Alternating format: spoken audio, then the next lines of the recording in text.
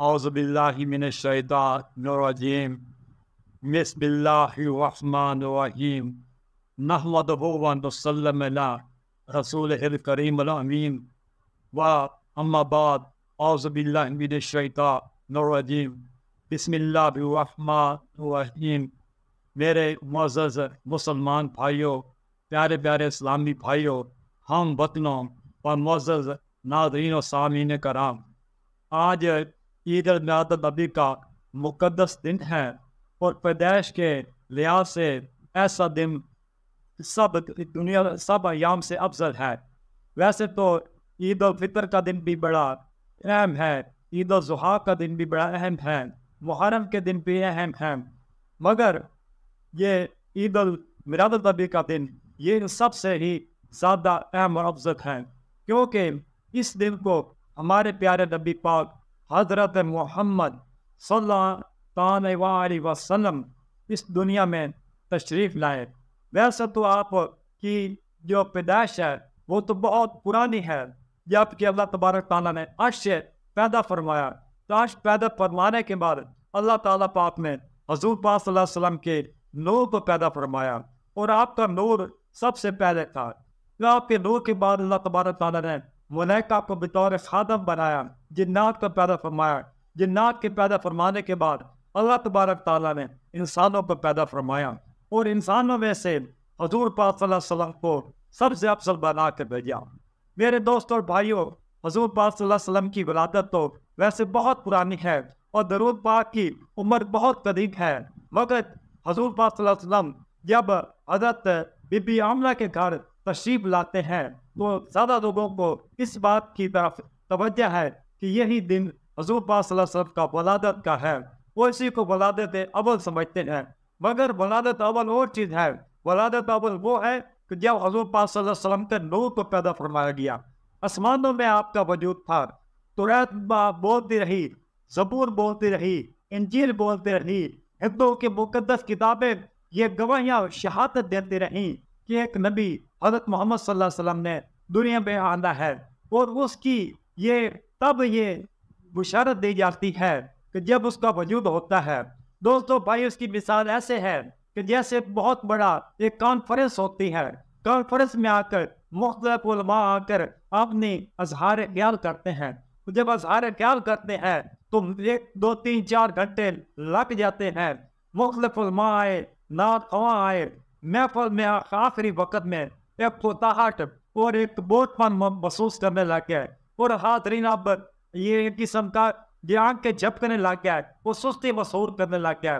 तो आखिर में एक ऐसा खतीब आता है, एक ऐसा ज़ीनत महफिल आता है, एक ऐसा हंगामा बर्पा करने वाला आता है जो आपने कलाम से, अपने तकरीर से वो तमाम हाज़रीन नाज़रीन को फ्रेश कर देता है, उनसे थकावट को दूर कर देता है, उनको अपनी तरफ मुतवज्जा करा देता है। ये सबसे आखिर में तशरीफ लाने वाले मेरे प्यारे नबी हज़रत मोहम्मद मुस्तफ़ा सल्लल्लाहु अलैहि वसल्लम है, जो सबसे अफजल है। वैसे तो पैदाइश के लिहाज से आप अव्वल हैं, मगर आखिर में अल्लाह तबारक ताला ने आपको ज़ाहिर फरमाया, क्योंकि उस वक़्त आपके दिन को तमाम दिनों पर गालिब करना था। अल्लाह तबारक ताला का अब मकसूद ये था कि आप हज़रत मोहम्मद सल्लल्लाहु अलैहि वसल्लम की सरदारी को, आपकी सियादत को देकर तमाम 1,24,000 अम्बिया पर उनकी सरदारी को साबित करना मकसूद था। इसलिए हज़ूर पाक सल्लल्लाहु अलैहि वसल्लम को अल्लाह तबारक ताला ने आखिरी ज़माने में पैदा किया। मेरे दोस्तों भाइयों, आज ईद मिलाद नबी का दिन है।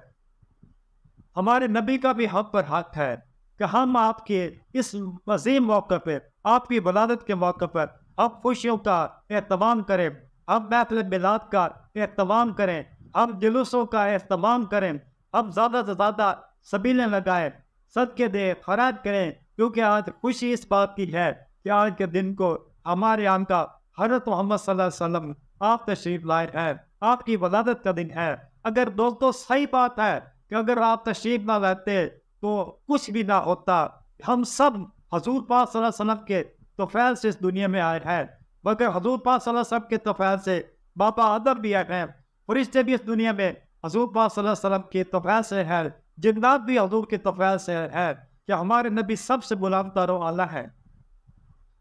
तो मेरे दोस्तों भाइयों, हम जब सुन ली जब हुजूर पाक सल्लल्लाहु अलैहि वसल्लम का हम खुशी करते हैं तो हमारे पास मुसलमान भाई मुख्तलिफ किस्म की कियास आराइयाँ करते हैं, मुख्तलिफ किस्म की चैम गोइयाँ करते हैं, मुख्तलिफ किस्म की बातें करते हैं। ऐसा होना चाहिए, ऐसा नहीं होना चाहिए, मनफी बातें करते हैं जो कि दूसरे मुसलमानों की दिल आज़ारी का सबब बनती हैं। तो मेरे दोस्तों, आज बहुत मुक़द्दस दिन है। आज के दिन को खुशियाँ मनानी चाहिए कि अल्लाह तबारक ताला ने आपने प्यारे नबी हज़रत मोहम्मद सल्लल्लाहु अलैहि वसल्लम को इस दुनिया में भेजा और हमें सरफराज किया। हम एक बेहतरीन नबी की उम्मती है, हम सरदारुल अंबिया की उम्मती है। हमारे नबी हज़रत मोहम्मद सल्लल्लाहु अलैहि वसल्लम सरदारुल अंबिया है, तमाम अंबिया के अब सरदार है। अगर सिर्फ आदम अलैहिस्सलाम के ज़माने में सिर्फ कुरान मजीद को भेज दिया जाता और हुज़ूर पाक सल्लल्लाहु अलैहि वसल्लम को अल्लाह तबारक तआला भेज देते तो क़यामत तक किसी नबी की और किसी आसमानी किताब की ज़रूरत कतई नहीं थी।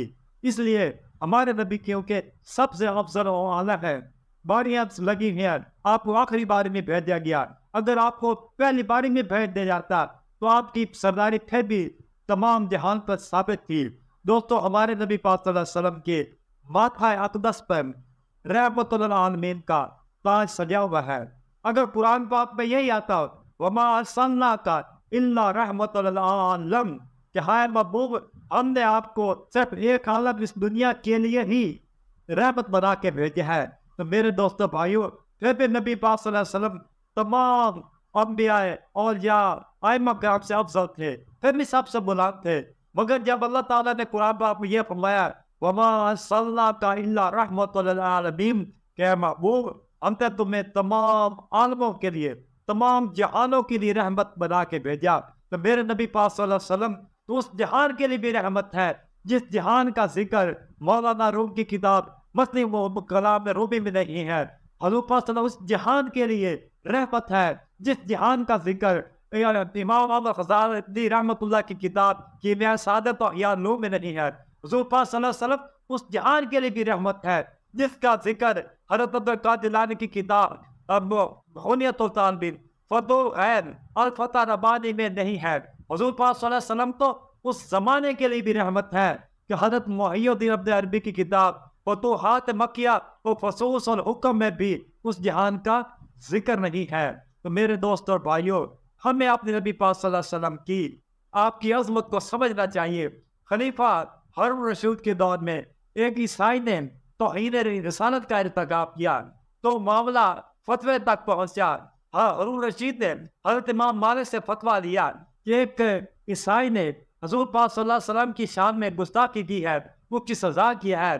तो इमाम मालिक ने ये एक ज़ाफ़रान की से लिखने के लायक ये अल्फाज आपने इस्तेमाल फरमाए। आपने क्या कोई उम्मत वो जिंदा रह सकती है कि अगर वो अपने नबी को मार बैठे?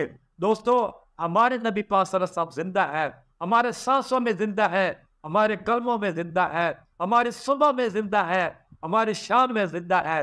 तभी तो अहमद रज़ा खान बरेलवी रहमतुल्लाह अलैह ने आपने कलाम हदायत के बख्शिश में ये खूब कहा कि ज़मीन और ज़मन तुम्हारे लिए, ज़मीन और ज़मन तुम्हारे लिए, बकाओ ज़मा तुम्हारे लिए, चुनी व चुना तुम्हारे लिए, दहन में है ज़बान तुम्हारे लिए, हम आए हैं यहाँ तुम्हारे लिए, उठेंगे वहाँ तुम्हारे लिए। तो दोस्तों, ये सब ये महफ़िल कुरान, ये इतना बड़ा अल्लाह तबारक तआला ने कायनात पैदा की है जिस कायनात का इदराक हमारी अक्लें, हमारा शऊर, हमारा ज़हन नहीं कर सकता। हमारा ज़हन कासिर है कि हम इतनी बड़ी कायनात का हम इदराक करें। हमारा शऊर कासिर है, हमारे शऊर का परिंदा थक हार कर उड़ता है, फिर थक हार के हमारी तरफ वापस आ जाता है। और दोस्तों भाइयों, हमारे नबी पाक की अज़मत को समझने के लिए एक सच्चा मुसलमान, एक पक्का सुन्नी बनना ज़रूरी है। अगर हम हुज़ूर पाक सल्लल्लाहु अलैहि वसल्लम के मकाम को नहीं समझ सकते तो हम यही समझेंगे कि अब कलमा तो हम पढ़ लेते हैं, अपने ज़बान से कलमा ला इलाहा इल्लल्लाह मोहम्मद रसूलुल्लाह पढ़ लेते हैं, लेकिन हम हुज़ूर पाक सल्लल्लाहु अलैहि वसल्लम की अज़मत को समझने से कासिर है। हमारे शऊर का परिंदा आपकी अज़मत को समझने से कासिर है। तो मेरे भाइयों दोस्तों, हमें ये सबसे ज़्यादा ये इस बात का एहतमाम करना होगा कि हमारी इज्जत, हमारी कुर्बानी, हमारी मोहब्बत के सबसे ज़्यादा हकदार हमारे नबी पाक सल्लल्लाहु अलैहि वसल्लम और आपके अहले बैत और आपके सहाबा कराम हैं। दोस्तों, हम अगर आपके साथ मोहब्बत करेंगे तो ये समझे कि अल्लाह तबारक ताला भी हमसे मोहब्बत करेंगे। अगर हम नमाज भी पढ़ते हैं तो हमें वो नमाज भी हजूर पाक सल्लल्लाहु अलैहि वसल्लम के बारगाह के तवक़त उस वक़्त करीब कर सकेंगी जब हम आपका अदब करेंगे, जब आपने अदब का ये पट्टा अपने गले में डालेंगे, आपकी गुलामी का पट्टा अपनी गर्दन में डालेंगे, आपकी ये गुलामी की मुहार है आपने नाक में डालेंगे। एक होता है शुक्र, शुतर बेमुहार, शुतर हम फारसी ज़बान में अमूर को कहते हैं, कहते हैं बेमुहार। एक होता है लुगाम वाला, इसके नाक में मुहार पड़ी होती है। जो गुलाम होते हैं उन गुलामों के ये नाक में ये नबी पाक सल्लल्लाहु अलैहि वसल्लम की नकीर डली होती है।